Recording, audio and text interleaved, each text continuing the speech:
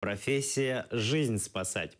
Из-за увеличения количества обстрелов боевиками в зоне АТО была создана система оказания первой медицинской помощи и эвакуации раненых с передовой. Примером службы стало вчерашнее спасение двух бойцов, которые длительное время защищали Авдеевку и в результате разрыва гранаты и обстрела из стрелкового оружия получили многочисленные ранения.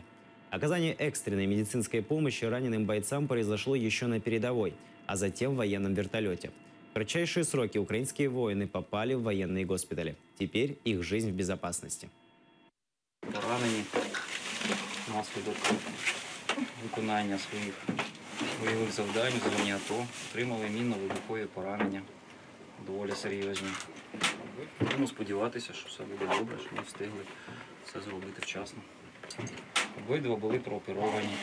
Оскільки стан важкий, в принципі, загрожує життю, було прийнято рішення евакувати повітряним транспортом у супроводі медичної бригади.